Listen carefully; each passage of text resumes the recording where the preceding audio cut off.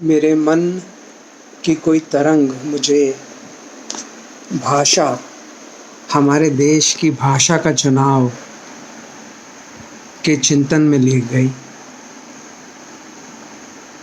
तो मैं ये पा रहा हूँ कि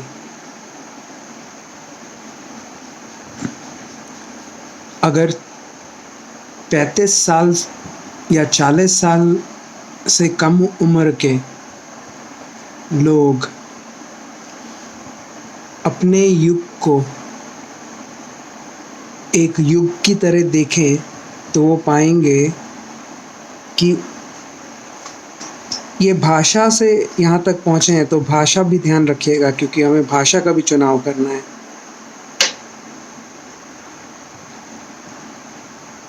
तो ये 40 साल से कम उम्र के लोगों के युग में एक नई चीज़ हुई है,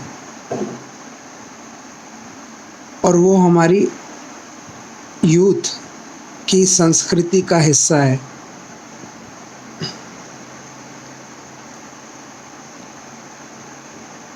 हमने अपने माइंड को ऐसा कंडीशन कर लिया है कि हम प्राचीन ही देख पा रहे हैं, आज नहीं देख पा रहे हैं। और आज देखेंगे तो पाएंगे आधी दुनिया की जो करंट संस्कृति है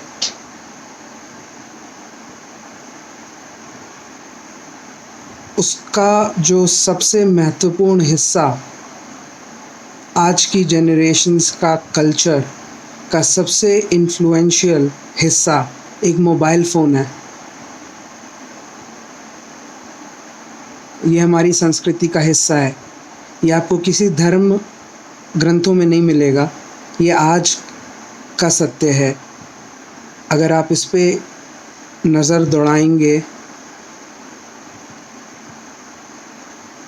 तो आप पाएंगे कि हर मनुष्य के हाथ में एक मोबाइल फ़ोन होगा, और उसके पास उस मोबाइल फ़ोन के साथ जीने के तौर तरीके पे कोई लिटरेचर नहीं है।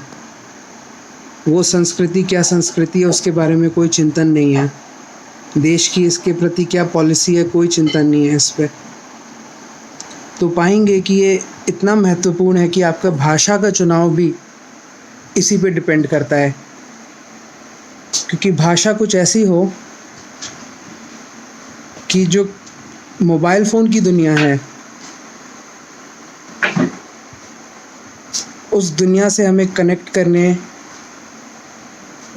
का मार्ग का टूल बने। उसका यंत्र जो चाहिए वो भाषा है। वो भाषा का चुनाव इस बेसिस पे होना चाहिए आज के युग का।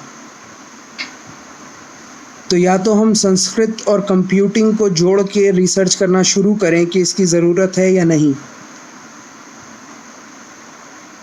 हिंदी को भी कंप्यूटिंग से जोड़ के देखें, क्योंकि इस पे कोई चिंतन नहीं है। जो फैक्ट है वो ये है कि वो पूरा चिंतन, पूरा कम्युनिकेशन 80% इंग्लिश में है, मैथमेटिक्स में है और प्रोग्रामिंग लैंग्वेजेस में है।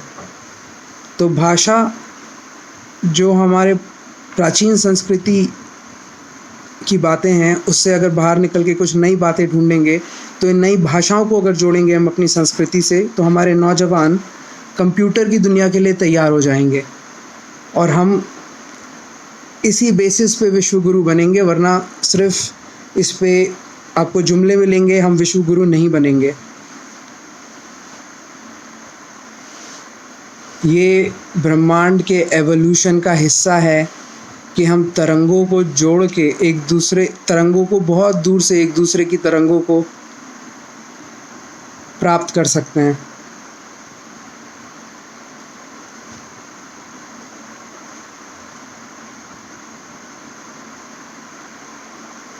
ये होना हमें और करीबी से महसूस करा के दे रहा है कि तरंगे हैं, और इन तरंगों में ही ये क्षमता है कि हम बहुत दूर तक की तरंगों को पकड़ सकते हैं। इसका आभास भी हमें ये कंप्यूटिंग रेवोल्यूशन कराता है। तो जो कंप्यूटिंग रेवोल्यूशन को लेके जो एक चिंतन चाहिए देश में, वो अभी नहीं है।